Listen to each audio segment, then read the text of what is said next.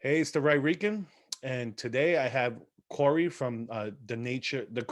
I knew I was gonna mess it up anyway.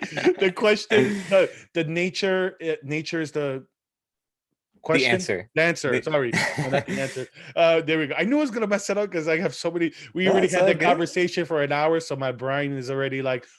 Oh yeah, I know. It's like, what's going on? Uh, so yeah, so Cory, I'll let you introduce my. So you could introduce yourself to my followers. Yeah, no problem. So I'm Cory Endrulat. Funny enough, I actually live in the same area as the right Rican. I'm like, holy cow, all this time we're right next door to each other, which is Yeah. pretty awesome. So we'll probably maybe do more collaborations in the future. We'll see. But Mhm. I'm glad to have met the right Rican. He's a really cool guy, from what I know. And I met a friend of his who showed me about his channel, and I saw he's producing content on the daily to weekly, which is incredible, especially for times such as now where people may need to speak up about what's going on because we see there's so many things happening.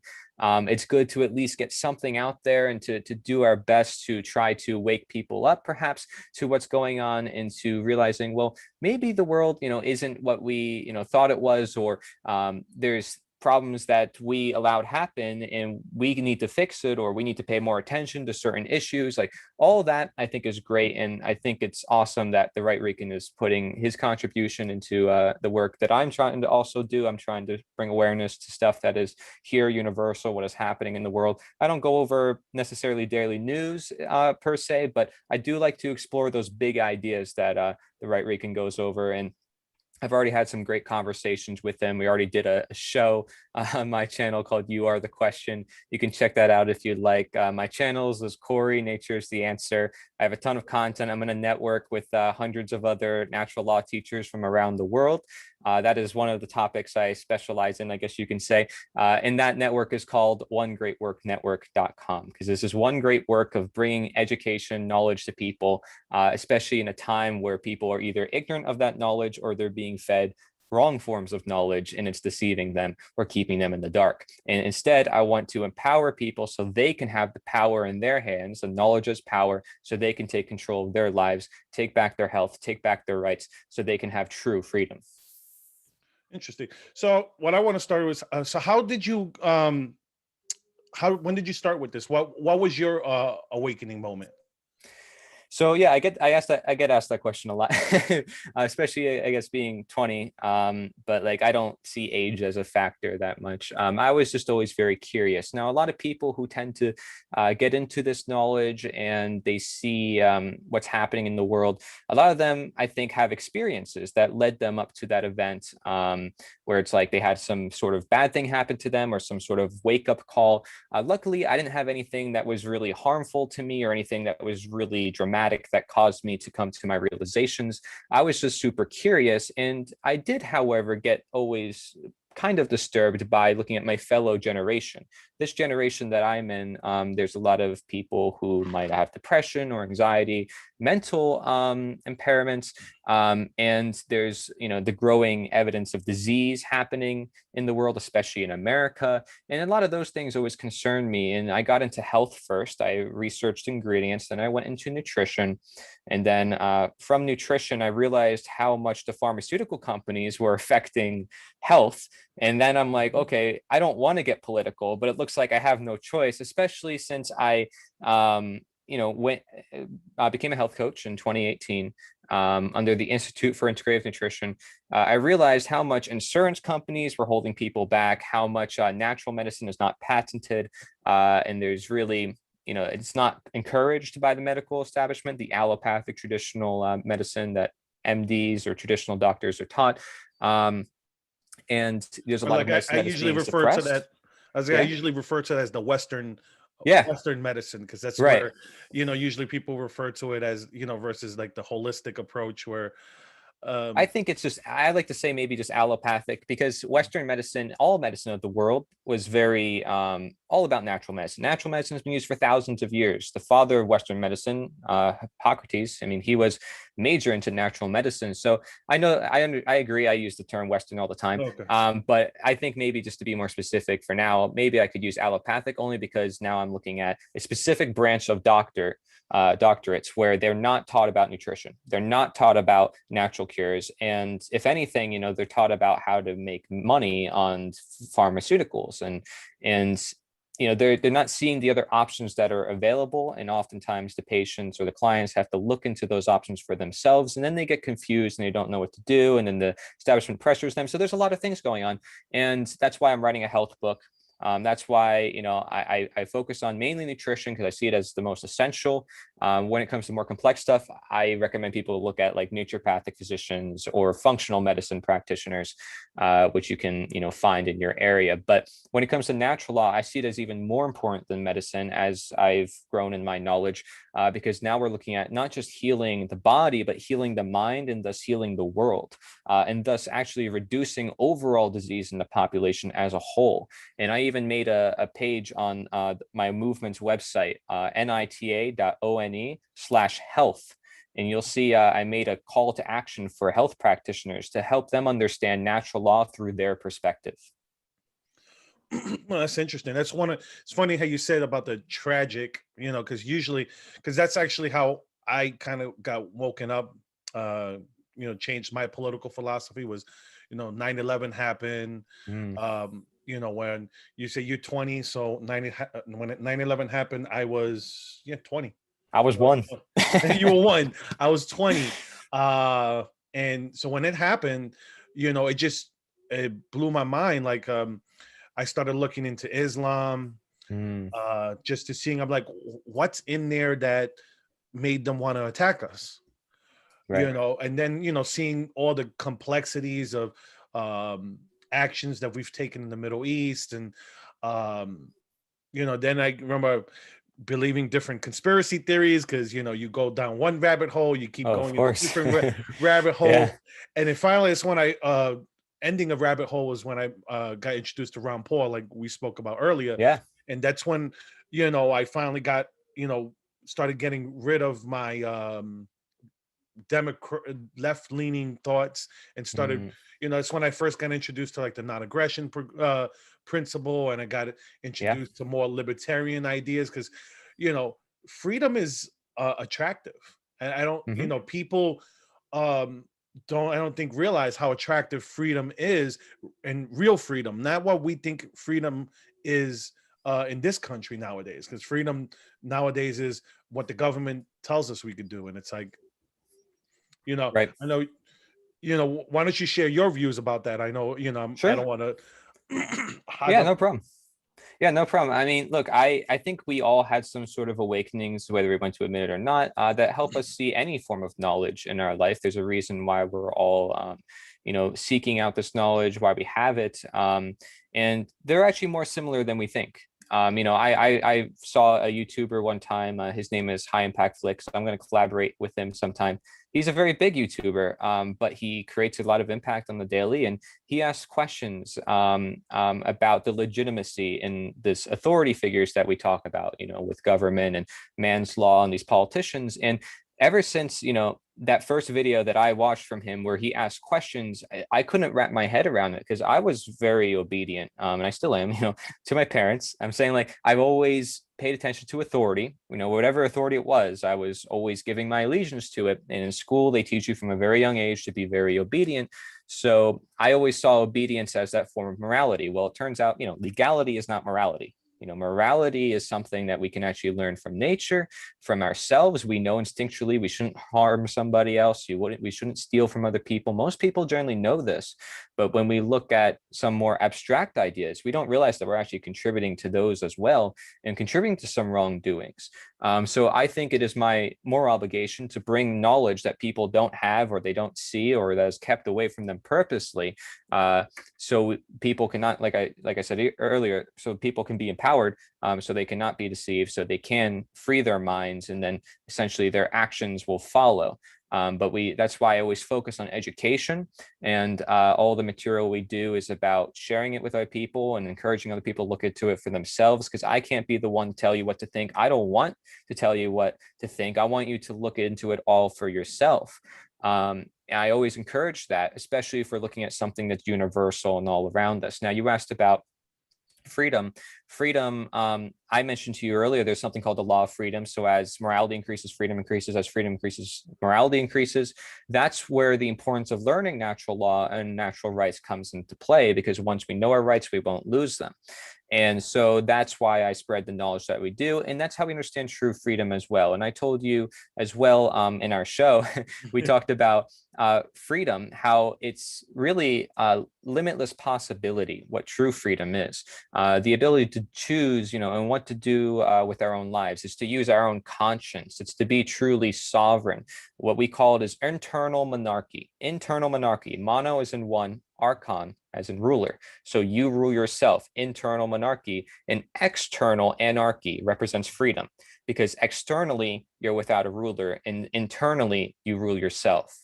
And that is what we call sovereignty for internal monarchy and freedom for external anarchy, by definition of their words. And a lot of people perceive anarchy as chaos when it actually is freedom. And to see freedom as chaos when it may actually be the exact opposite shows perhaps the deceit that has gone on in this world. But when I don't use the word anarchy or anarchist that often, because I think it's a misrepresentation of the ideas I'm trying to bring to people, which is simply like, wake up, this is just nature. This is just beings, human beings, and in a world of possibility. And that possibility includes chaos. Freedom includes chaos. And we need to learn to embrace that and accept that and face our fears, be courageous, especially in a time such as now, where we might not want to speak up. We always need to fight for the truth. And the truth is objective. It's something that we learn of the past. We learn from our mistakes. We learn from the chaos. We can understand truth even more, especially now in the modern day and age. We can look back at history, see what happened in World War II. There's a lot that we can do. And this sets the premises for the discussions that we have today for freedom, and to realizing, well, where does it go wrong? How come all these nations that claim to be super moral, that claim to have a constitution, that we should uphold them, that claim that they're for the people, by the people, yet always seem to do the exact opposite every time they rise, and they always fall, and then they keep rising again because people still believe in the legitimacy of those systems to begin with. So I know I'm mentioning so many different topics right now, but this is all just to help get people thinking. Because if I can do anything, my hopes on your show especially is just to help people think. That is the main goal of my work. So I don't expect people to agree with me. As long as they're thinking and they can, question things they never questioned before, I think then we can innovate, because we're challenging our current belief systems and asking myself, am I wrong? Or do I make an apology, like Apollo G, it's like the NASA space missions and stuff. There's a reason why they name it that, but like logi comes from the word logos, which means word. And we're looking at the word of God. We need to return our word to God, to nature, and stay true to the truth. We have to fight for it, but literally, if it may come to it, defending ourselves and mentally by sharing it with other people, so we can live in alignment with one another and to the law. So since we were talking about that, since you're talking about natural law and you're talking about the anarchy or anarchy, Sure. like, so it must annoy you, like when you watch the news or something like that, and they refer to groups, like say like what's going on in Portland, they refer to them as anarchists, and it's like that must really irk you.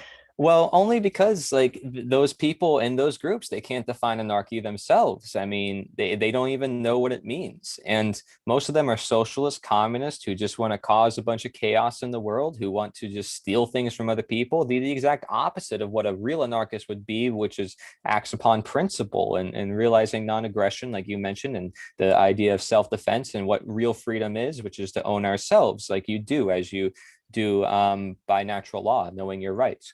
So there is a big difference, between these people who call themselves anarchists or use, like wearing black and looking like thugs, Hmm. and acting as thugs, and just using that as a scapegoat for their communism, socialism, because they're against the system, versus people who are actually anarchons, which is no rulers. Hmm. We promote a society of sovereign beings where, I rule myself. Why do I need some sort of external ruler? Unless I'm making that voluntary interaction, it's not true. It's not true freedom. Oh yeah, that's why I wanted. That's why I brought it up, because I know from our conversation earlier, that's something Yeah. that even though I'm not I'm not an anarchist, or I think that when they call them on the news anarchists, it annoys me too, and I don't even Mhm. subscribe to all of it, because It's a it's like, Greek word. Yeah. no, it's just the fact that these people, like you said, they're communists, they're socialists, they they manipulate words because they call themselves Antifa, anti-fascist. Yeah, they're And the the ones being irony, it. and the irony behind it is, what are they doing? But their tactics are fascist. So it's like they're Mhm. not anti-fascist, they're really fascist. But again, There's because they can't define what fascism is. They're being exactly. taught what the schools are teaching them and what the media is showing them, and what the movies are showing. And it's all this, it all actually keeps them obedient and playing into the system. I mean, Irony of it. there is a strong irony because there's a lack of knowledge behind their actions, and that's why they're doing the actions that they're doing. They don't realize that it is wrong, that it's actually hurting people, or that they think it's justifiable in their own head. They think, Hmm. more relativist notion, they can make things right by, pushing wrong things onto other people, or that wrong things can be right. Oh, I'll use this violence. Oh, I'll steal from this person. It's not going to do anything. They don't see the impact in their actions, and thus, they're not even close to understanding natural law. Like I said to you, it's one to know the truth and another to act on behalf of it. These people are not even close to step one. It's like they're ignorant. If I maybe talk to some of them, and I'd like to, um, if they're going to jump to violence and they're not going to jump to conversation and sharing ideas, I mean, that's not somebody, I want anybody to be in charge of anything. A real leader is somebody who talks and shares ideas with other people, maybe doesn't push certain things on other people, lets things go out naturally, that people like them, and their ideas are shared, through conversation. I mean, how do you expect to change the world through violence? Like, how is that really going to achieve your means? Some people feel like they can just take up arms to the state and just end the system by Yeah. doing that. If Yeah, that's no, if that's an anarchist who believes that they can end the system by taking up arms to the state, they're completely wrong. I mean, yeah, it's like, they talk about January 6th a lot, and they call it, I refuse to call it an insurrection, because, it's like, if people really thought that going into the Capitol and they were going to, take over the government, those are a bunch of idiots. you know, to me, that's just dumb. So, when Yeah. they stress, like, when the news keeps talking about that happened, and I'm like, no, look, you had a bunch of idiots who just went into the Capitol, not realizing that they just made things worse for everybody. Not Right. just, and the irony is, it's not just the people on the right, it's because that now the people on the left get to use it as a weapon to Hmm. go, oh, us free thinkers, you people, you're in a cult because you, Right. like, no, look, listen, not everybody who, let's say, voted for Trump or votes Republican believes what those people believe. As much as, like, people make a big deal about, like, QAnon, it's like, you have the Blue Anon people. I call them Blue Anon, and other people call them Blue Anon, because they believe crazy conspiracies on the left. Yeah. And they just, they eat it up. And, like, we were talking with the anarchists, they think that they're doing, they're or the Antifa in like, I say Portland because that's where they, they've been around there since even like the 90s. I remember, I know you weren't born, but in the 90s they did the in Seattle they had what was that, not the G7, they had one of those economic conferences in Seattle. Occupy Wall Street. Who knows? No, Occupy Wall Street That was was later on. in Yeah. the 2011, I think, like 2010. Yeah. Anyway, um anyway, it was one of those world economic conferences. I forget the name off the top of my head, but I remember as a kid seeing that on the news and seeing these people dressed like the Antifa people are dressed now, and just like you said, creating chaos. They weren't, it's not that they had any real beliefs. They just want to see the world burn. It's like the Joker. Unfortunately, though, I mean, that's the thing, though. They're living their life by beliefs. I mean, they don't have a firm, grounded principle of grounded understanding for themselves, oftentimes, and that's why when you talk to them, they might not really have a exact position on things, or they're just talking what other people told them. And that's why I encourage people to learn for themselves. But these people are often doing violent things out of insecurities within themselves, deeper psychological problems that they have, where they lack the security internally, and so they take it out on people externally, and then they actually, in a way, they seek control. Even though it seems like they're lawless and they're crazy, I mean, that's why they want it. If they were truly sovereign and realized the power for themselves, they wouldn't take up arms and go kill other people. They would simply live their lives and defend their own property, and they wouldn't infringe on other people's property. But because these people have such a insecurity within themselves, they want to take it out on other people, and because they lack certain aspects within their own life, and that's why they also want to resort to stealing, and they feel like it is because justified. they don't believe in private property. Mm-hmm. That's, like you said, communist socialist. They don't believe that people should have property, and it's like, then where are you going to live? Well, this is where the golden rule comes in, right? Like, what would you want done unto you? If everybody has their forms of property, would you like somebody else stealing something from you, right? So that's where I guess the non-aggression principle comes in, where it's like, I won't harm you, you won't harm me, and then also the self-defense, which recognizes like, yeah, we'll defend ourselves, and that is always justified, even with any amount of force necessary in order to defend ourselves. Because if you look at the founding fathers, they had to sometimes kill the crown or people who were upholding the crown in order to free themselves. If you look at the slaves, they had to sometimes kill their slave owners in order to free themselves. They didn't maybe want to, but they had to, for the sake of their own freedom, unfortunately kill those people who were upholding those institutions for their own freedom. I wish you could show that the slide that you showed with the violence versus force. Yeah, because that was a really good slide. I really enjoyed that one, because it was like, yeah, okay, now, yeah, we use them interchangeably, but there is a big difference in thinking force versus violence, and I enjoyed that. That slide stood out to me. Yeah, I think there's a lot of good knowledge out there if you seek it. And it's not just from the internet. I encourage people, like I said, to look for these laws within their own life, and to really use common sense, because this stuff should not be far from common sense. It should be stuff that we should generally understand within our own life. Yeah, we shouldn't harm somebody. Yeah, we shouldn't steal from somebody. We should care for one another. These are things that are common sense. And when people first learn about natural law, some of the first reactions I get are like, I already know all this stuff. Why do I need to know about it? Well, the reason why is because if you learn more about it, you understand, well, statism and some of the more deeper ideas that you never actually considered in your life. Like, should you be upholding a system that is entirely based on a monopoly of violence? And every form of government is that monopoly of violence. And if there isn't, I would like to know, the only form of government I know that is actually realistic is self-government. Because self-government, you're in control of your own body. Governmental, mind control. You are in control of your own mind if it's self-governance. And by self-governance, I don't mean democracy where it's majority rule either. I'm not about pushing one person's belief over other people. Even if 99% of everybody agrees and 1% disagrees, it shouldn't be pushed onto that 1%. Everybody should be sovereign beings and in control of their own life, and they could still get everything done. Again, it's like the same excuses made for slavery, the same made for government, who will pick the cotton. What if we're freed and all the slaves go crazy?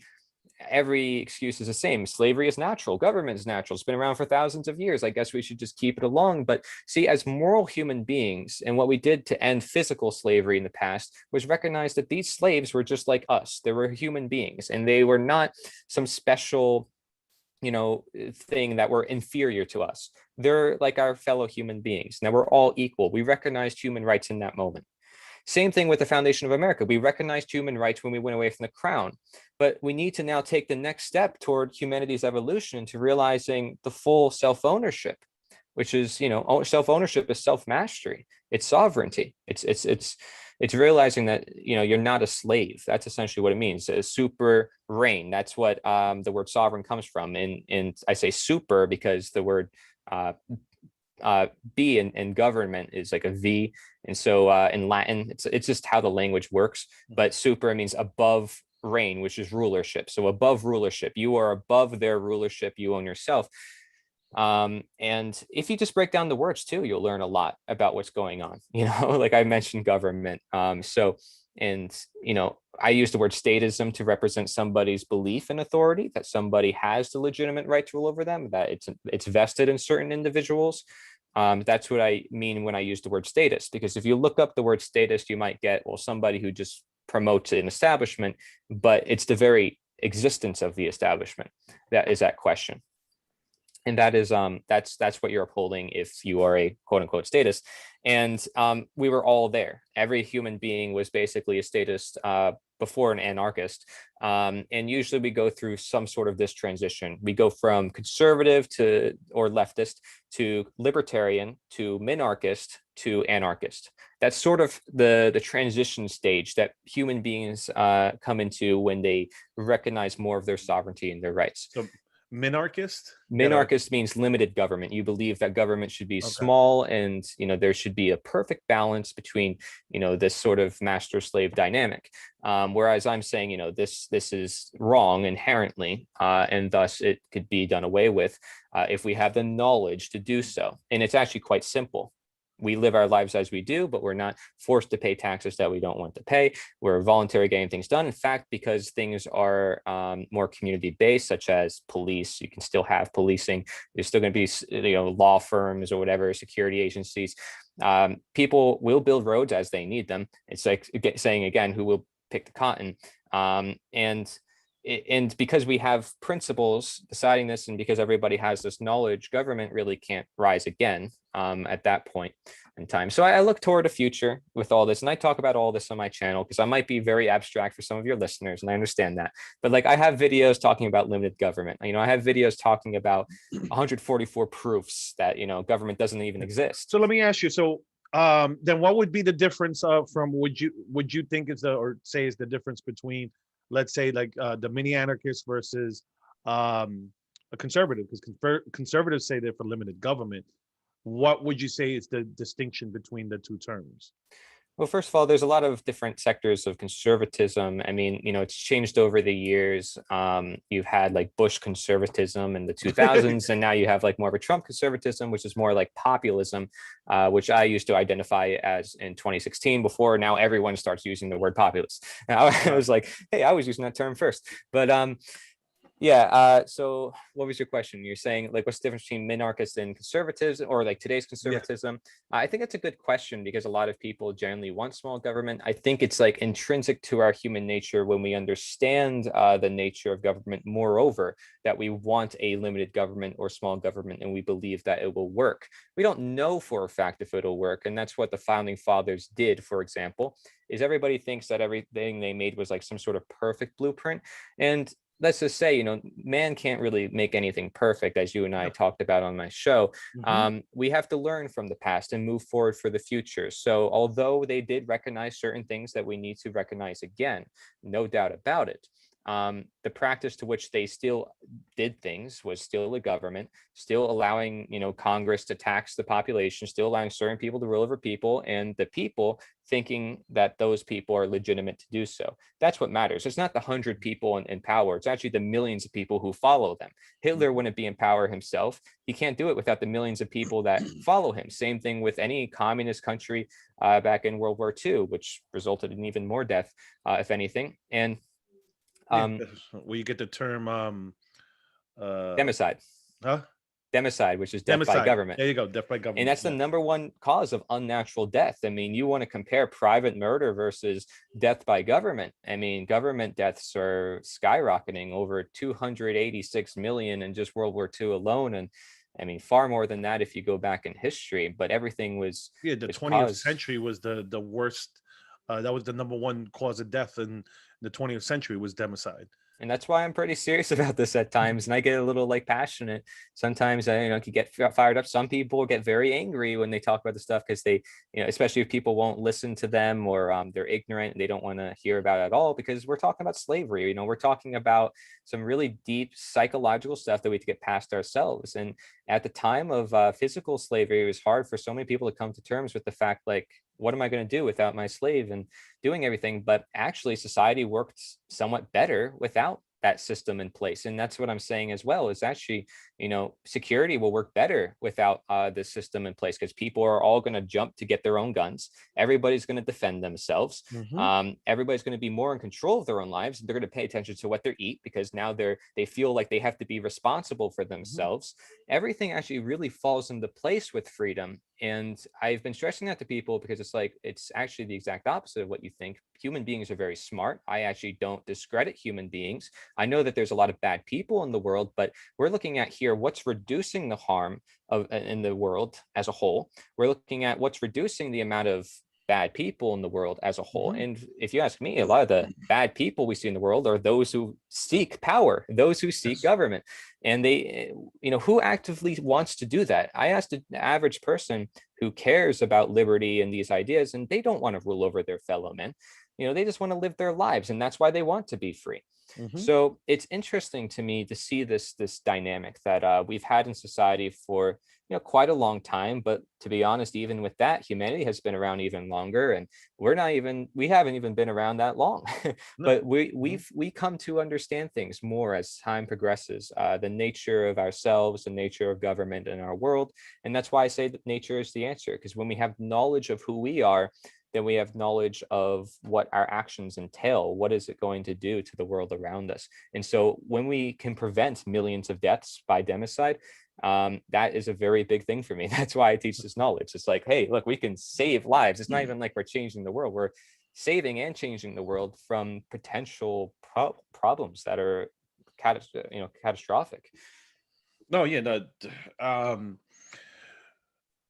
When it comes to government, with our conversation earlier, for me, that's why I'm with the whole limited government. And people don't understand that in the practicality, because they're used to the government providing everything for them. The government says you have a right to this. The government says you have a right to that. And I try to explain this to my friends, especially, when I first started this channel, which I wanted to wake up, Latinos and Black people to go, look, listen, we don't have to be leftists. We don't have to be those type, look and see that we're more conservative. And like, you're saying how conservative could lead to the minarchy than to anarchy. Well, we go through those phases within ourselves, right? Like we identify as that, and then as our understandings improve, we if we seek to improve, that being a big thing, because we can stay in our echo chamber, we could stay in playing the sports game of politics because it's fun or whatever. I know, that's right. I mean, I laugh because Trump's not in office anymore. But you'll see like people on the left, you Trumpers, or if Trump said this and Trump, I'm like, Trump's not in office anymore. Poor guy is like, you guys keep talking about him. It's like yes, there's gonna be people that obsess over him, but at the same time, there's gonna be other people who just liked stuff that he stood for. It was his policies. It wasn't him as a person. It was maybe sometimes his personality, because maybe people big time people to fight back, because the whole thing about it is like people always said Republicans are spineless, and Trump dispelled that notion of the spineless Republican. He was human. It was like, you're gonna say something stupid to me, I'm gonna answer you right back with the same sort of vitriol. And it's like, it was his greatest strength, but also his greatest flaw. Because I don't see it as flawed, but like when he lets other people pressure him into not being who he is internally and to not being genuine and having fun and making fun of other people, if that's the Uh-huh. case, like that's what made him entertainable. And people like that because he was human. That, like, again, I say nature is the answer. Hmm. That was the reason why he appealed to people. And I'm sorry, but those are also the leaders who will deceive the people the most, because they look as if they are like one of us. And Yes. that, so we look up to them, we say, well, they're like one of us, and so we should vote them in. We got to be careful with that too. So, like, Oh I yeah. woke up to this as well. I didn't even know Trump was funded by people like Sheldon Adelson and a lot of the Israeli side of news. But regardless of that, I don't care where people stand in that. I want to look at the fundamental principles of what this system is as a whole. And that's what I look at. But Trump, I mean, like, poor guy, just let him live his life. At this point, like, I'm just saying, like, with everybody in life, why do we put them on pedestals and see them as celebrities and have to talk about them, assess ourselves over them all day? I Why can't they just be fellow human beings? He's a fun guy. He should, I mean, nobody should really run for office or seek power, but he was genuine by the way he expressed himself. I don't know him as a person personally, but No, like, me neither. but I I mean, have that his. was the reason why I voted for him, because I was like, you're talking about a guy that didn't need to run, and that was my appeal for him, because it Yeah, was I knew a lot about Trump. In 2016, you asked me, I would know everything about him because I supported him at the time, well, but that's that because I was was a my statist. appeal, was because the fact that he didn't, um like I said, he didn't need it. Like, you had these, like, you had the Clintons and the Bushes, they live for government. That's, I mean, one of the things in 2016, I couldn't bring myself, like, for me, the two no's in 2016, because since I, since I consider myself more libertarian, I didn't stick to one political party. No on the Democrat side was Clinton, and no on the Republican side was Bush. So it's like, I remember in 2016 for the Democrats, um, oh, I forget the guy's name now. Lesser of two evils, though, for Yeah, sure. no, I know lesser of two evils, but you still But it get evil. always is like that. And No, like, it is. It and is. Trump helped bring new people into politics, which is, not going to lie, what the social engineers of the world want, because it allows people to stay in this game of statism. And he was a statist for believing in the need for masters and slaves himself. So, that's where I say and draw the line and say, well, he shouldn't be in power. But I think the guy should just live his life. People should leave him alone. And, he should go about doing what he's good at, with his businesses and stuff like that. Let him do his own thing. But does anybody deserve to be in a place of power? First of all, no. So is it solely his responsibility to solve the nation, to bring it back to its knees and to revive everything? No, it is actually our responsibility. It's our nation, it's our world, Hmm. and we need to take care of it. We need to be in charge of it. We need to stop pointing fingers and saying, well, you can do it, and it's not me, I didn't do it, but you Hmm. can do it. And then also, staying, like I said, in our echo chambers. And if I ask someone, do you want to be the change? They won't Hmm. raise their hand. But if I ask them, do you want change? Everyone will raise their hand, Hmm. because no one wants to be the change themselves and take personal responsibility. But unfortunately, in order to actually free ourselves from slavery in the system, that's why it's called the one great work. Hmm. We need to do this internal process for ourselves and share it with others, no matter how hard it takes to bring it out to people. And that's why I go. Your most important politics is local, because at the end of the day, like, if you could get a community of like-minded people, like you're talking about, then that change could be local, where you Oh, for don't sure. have, you could do, you could work that stuff in a smaller community and then expand it.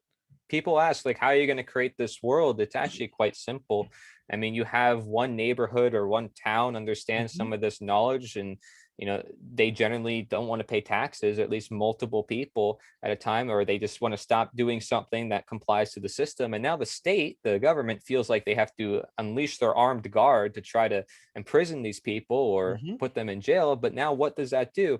The media gets on the attention. It creates a big demonstration in the nation and the world, and that is a sign right there of government tyranny. Going infringing on people's lives and saying, well, you need to pay or else you are going to be imprisoned. And eventually maybe other neighborhoods will stop paying taxes. And if we can all do that, or again, participate Yeah. in the games that they want us to participate in, It'd be then we interesting. will end it. I remember watching something about like Mormons in Mexico, where they just bought land in Mexico and they just created their own communities out there. I mean, look, the Amish, they're living their lives too, and they don't even know what's going on sometimes, but it's Oh yeah, crazy. no, I love to go there. I love to go get like meat and Yeah, vegetables from them because it's great you know stuff. to them what is organic, but what they do. Yeah, right. It's, They totally live a whole nother lives from us. Like they, it's just it's like going also back to our roots. It's understanding all that. Like our ancestors weren't completely dumb. yeah, Okay. no, it's great. I always go if if it was to hit the fan. I always keep it family friendly. If it was to hit the fan, at least here in Pennsylvania, we could go live with the Amish. At least, we learn their ways. I'd be Because willing to. huh? I'd Yeah, be because willing I to. mean, they know how to farm. They know how to Mhm. live. They know how to live off the land, and they know how to live with the modern society without it letting it influence them, because that's Yeah. the crazy thing. I mean, they live their life with their values and their beliefs. Hmm. They don't push it on nobody else, Hmm. and you know but they still interact with the modern society. And isn't that beautiful? Like just like what you said right there, not pushing into other people else. And that's why anybody else, like that's why I mentioned in the beginning of this talk is like, don't believe me, look into it for yourself and learn for yourself. I'm just introducing ideas. I'm like a messenger. Mhm. And that's all I am. I'm just a messenger to bring new ideas to light. And you don't have to agree with me, but you can understand my point of view and where I'm coming from with this knowledge and look into it. And if there is objectivity, like I am claiming, then I am seeking some sort of agreement with you and some sort of common sense basis to rationale. But yeah, sorry, things are crossing my mind like crazy right now. Well, I was gonna But say, so where but can the Amish, like for okay, so oh, like no, just real quick, just to mention the other thing because it came back to mind. So like for example, like pushing opinions on other people, that's what politics tends to do, right? Is like pushing my ideas, saying, well, everybody needs to do this, and Mhm. this is what we're doing. We're gonna call it law. We're gonna call it man's law, and it's not gonna be universal or eternal or apply everywhere all the time, but we're going to call it law and everybody's to follow. And if they don't, they're a threat of violence. So this is how we know that it's an immoral system. This is how we know that authority is such an evil, and how it tricks people into thinking that's okay. So yeah, and I encourage people to learn more about that, of course. so is it we're getting close. I want to wrap it up. I Mhm. think that was a good place to wrap it up. So where can people, since you're talking about that, is there a specific place other than the one great, what was it, OneGreatWorkNetwork.com. one great network.com? Other than that, is there anywhere else where people can Sure, see your content, or like if they want to reach out to you, sure. uh social media, or other than that website? Sure. So you can look up anywhere on the web, like I'm on BitChute, Brighteon, all the alternative video platforms, Library, Odyssey, which is the same thing, Minds.com, anything you can think of. I'm pretty much on most of them. I don't post regularly on like the social medias, but on the video websites, you'll see I produce a ton of video content, over like 300 videos at this point, and talk about every different topic. If there's still questions you have, you can reach out to me. I'll make videos about it. I'll send you resources as well. Just look up Cory Nature's the Answer. Cory Nature's the Answer on anything, and you should get it. If you want to look at the movement that I created so we can help bring these ideas to more people and learn how we can change the world with our efforts amassed, I made a website for that, and that is not my website. It's for everybody. Mhm. That's why I made it, and that's why I designate myself from the movement. And so that is nita.one, and that stands for Nature is the Answer. And on that website, if you hit advanced, there's a little button that says learn more.